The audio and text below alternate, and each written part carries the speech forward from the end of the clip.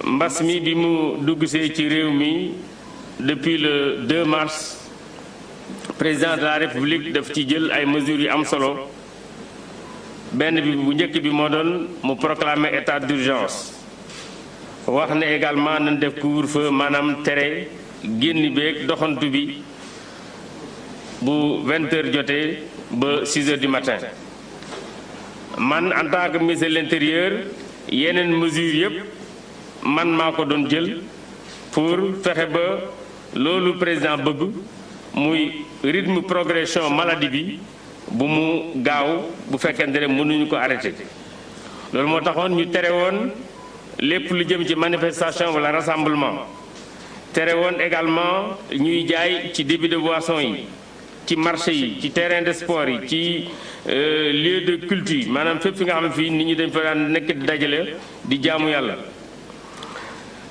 obligation également di takk masque bokkoon aussi ci suma collègue ministre des transports jëloon également ay mesures yu jëm ci transport bi nga xamee ni bii assemblée nationale jox na président benn loi d'habilitation maanaam mu jox ko possibilité mu jël ay ordonnance président defoon na prorogation état d'urgence bi le 3 avril le 3 mai ak le 29 mai mooy bi ci mujj bi nga xamee ni bii président wax na ak askan wi le 11 mai mu jëloon ay mesures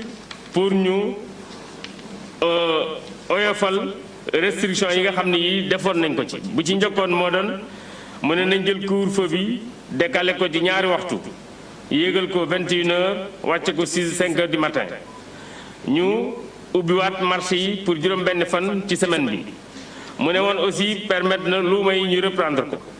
également bërëb bi nit ñi daan daje pour def seen di jaamu ñu ubbiwaat ko waaye respecter également mesures yi nga xam ne yi moom la war a ànd ak fonctionnement restaurant yi également mu ne woon nañ ci commencer déjà réfléchir waaye ñu respecter mesures barrières yi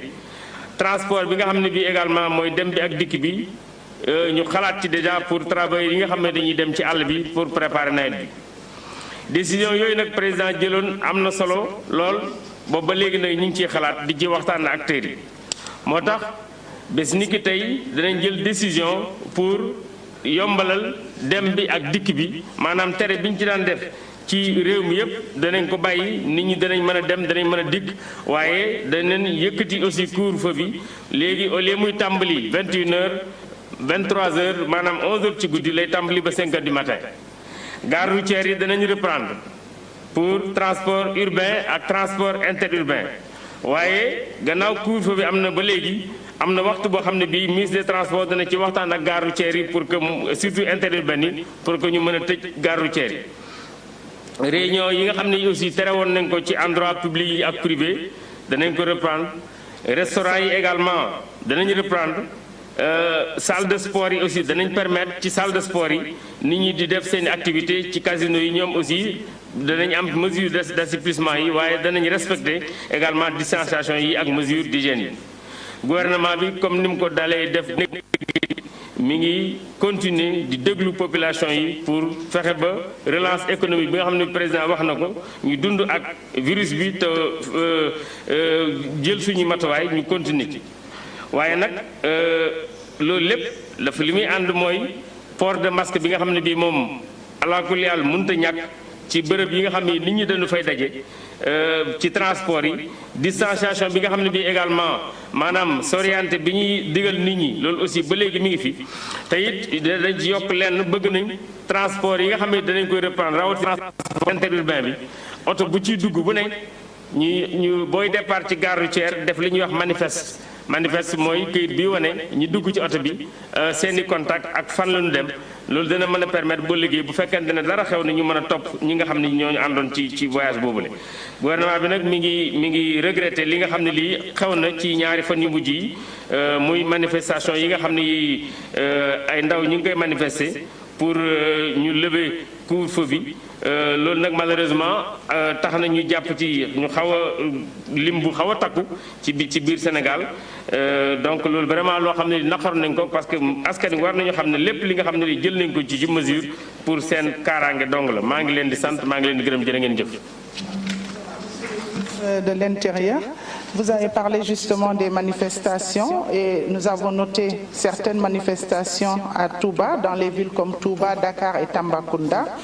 Et semble-t-il que l'armée était venue pour renforcer la police. Qu'en est-il exactement?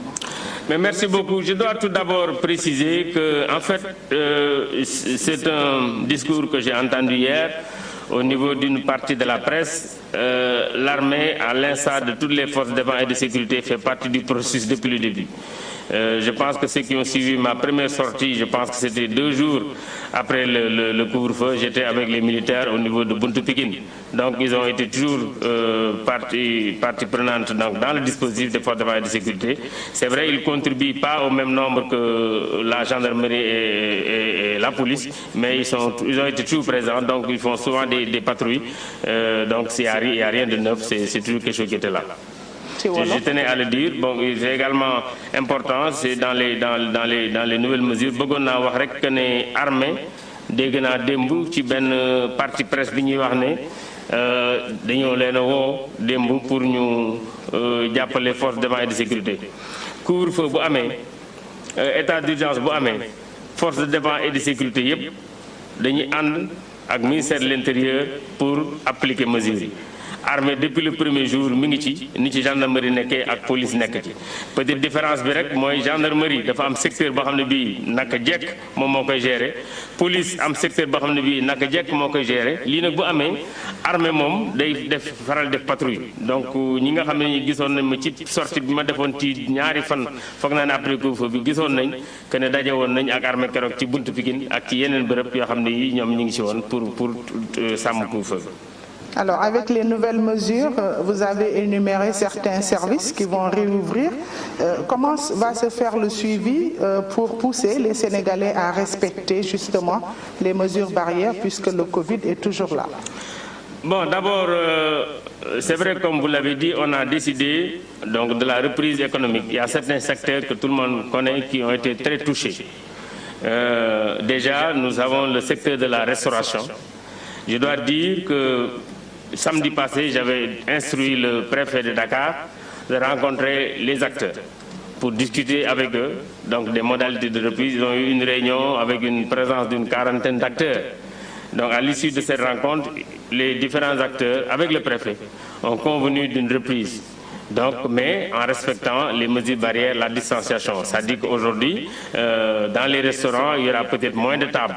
Dans les restaurants, il y aura peut-être dans une table, peut-être moins de personnes par rapport à ce qu'on a l'habitude de connaître. Ça veut dire également dans les restaurants, les restaurateurs ont accepté de présenter les menus autrement. C'est-à-dire au lieu de présenter des papiers qui peuvent être également des véhicules, ils veulent en tout cas le faire de façon électronique. C'est important, il y a également certaines dispositions. Je ne suis pas un expert en restauration, mais j'ai remarqué comme tout le monde que souvent les buffets sont des lieux de rencontre où il y a beaucoup de monde. Donc tout ça c'est des dispositions que les restaurateurs ont accepté de prendre. Il est important quand même que je précise que pour l'instant, nous n'avons pas accepté l'ouverture des bars. Nous avons juste accepté l'ouverture des restaurants, distanciation physique, l'ouverture des salles de sport. Salles de sport, je dis bien, le sport dans les plages, c'est également interdit. Les salles de sport, on autorise parce que c'est également des endroits où on peut respecter la distanciation physique et les mesures d'hygiène. Il en est de même également pour les casinos. Alors, est-ce qu'il y a des sanctions qui sont prévues pour les éventuels récalcitrants? Les sanctions existent depuis 1965. La loi, c'est une loi de 65, il n'y a rien de neuf. Et les sanctions prévoient des amendes, tout simplement, des amendes forfaitaires pour ceux qui ne respectent pas toutes les mesures réglementaires qui sont prises. D'accord. Monsieur le ministre, ndax mën nga ci dellu si ci wolof ci nouvelles mesures yu ñu jël naka ngeen di def pour que sénégalais mën a respecter gestes yi et puis bu fekkente ne am na ñu ko respecté wul est-ce que am na ay sanctions yu ñu ciy jël. waaw mesures yu ñu jël comme ni ma ko waxee léegi nii am na ci am solo gannaaw wàllu transport bi. Parce que transport bi moom wax nañ léegi danañ ko ubbi comme neex dem ba 23h am na heure boo xam ne bii gare routière danañ ko tëj ministre des transports dana ci waxtaan ak acteurs yi mu des également yeneen activités yoo xam ne yii dañ ko tere woon muy conséquence au rassemblement yi ñu tere woon donc restaurant yi dana leen permettre ñu ubbi waaye restaurant yi du mel na mu daan mel aussi waaye danañ permettre reprise progressive maanaam danañ permettre distanciation bi ñu daan wax que nit ñi mën a bañ a sësante ci biir ci taabal yi mën a bañ a sësante ci biir restaurant yi donc dana mën a indi peut-être nit ñu wàññeeku waaye li ci am solo mooy restaurant yi dana ubbi ci conditions yi nga xam ne yii restaurateurs yi d'accord nañ ci ak préfet de Dakar surtout parce que am na rencontre boo xam ne bi samedi bi passé man maa waxoon préfet mu def ko ak ñoom bu mu ko defee ak ñoom ci rencontre bi ci lañu waxtaan juboo nañ ci liñ juboo ci kaddu mooy na nit ñi ci biir table yi wala ci restaurant yi s'orienté maanaam s'orienté distanciation bi ñuy wax nañu fexe ba restaurant bi carte yi nga xam ne dañ ko daan teg boo ñëwee commandé boo paree bàyyi ko fi keneen ñëw commandé loolu aussi bëgg nañ ko dindi ñoom ñuy def commande électronique comme ça dana mën a permettre kenn du laal bagage yoo xam ni da nga ko fekk foofu ci benn table. wax nañ également ci biir restaurant yi am na yoo xam ne yi dafay bërëb yu souvent ci ñi tàmm dem restaurant nit ñi dañ fay daje muy buffet yi loolu aussi wax na ne xool nu ñu koy organiser comme ça nit ñi di éviter di daje ci bërëb yu mel noonu waaye nag dama bëgg a préciser aussi que d'accord boobu ñoom ñu d'accord nañ aussi que ne baar yi bokkuñ ci donc baar yi aussi tey nit la yoo xam ni boobu moom day jafe nga organiser distanciation physique du mën a daje donc pour l'instant baar yi ak sport bi nga xam ne ñu ngi koy def ci plage yi moom bokkugul ci li nga xam ne lii bàyyi nañ ko te am nañ yaakaar ne ñëpp dañ sàmmante pour que mesures yi yëpp bu ñu ko respecté parce que lépp liñ ci bëgg rek mooy virus bi bu muñ ko mënta taxawalit buñ ko bokk ci li koy dimbale mu accélérer ci biir dëkk bi. ci sanction yi. sanction moom du lu bees sanction yi moom depuis loi la boo xam ne bii mi ngi fi wala texte yoo xam ne ñu ngi fi depuis 1965 donc koo xamee ne kii am na ay texte maanaam ay décret ay arrêté yi ñu teg te respecté wuloo ko am na daan bu la yoon teg kooku moom valable na pour tout le monde du benn lu bees loolu moo fi nekk ba léegi ni donc ku ko ci digg ji aussi charte yooyu dañ ko teg sa kaw amul kenn koo xam ne kii dañ ko ci épargner donc loolu aussi am na solo ñu jàpp ne kon ci texte yooyu tey bu fekkente ne arrêté bi ñuy def génn na mooy waruñu tukki entre 23h ba 5h du matin kenn ku ci nekk boo génnee sa kër war nga xalaat yor sa masque booy dugg ci transport war nga xalaat yor sa masque bu fekkee da ngay dem marché war nga xalaat yor sa masque donc kenn ku ci nekk booy dem ci lieu public wala privé di fa dajeek ay nit na sa xel dem ci sa masque ba ci sa biir oto boo ci nekk ak nit war nga yor sa biir masque boo ci nekkul ay daan mën na la jafe. Merci monsieur. Jërëjëf. Monsieur le ministre des Transports, je vous annonce alors.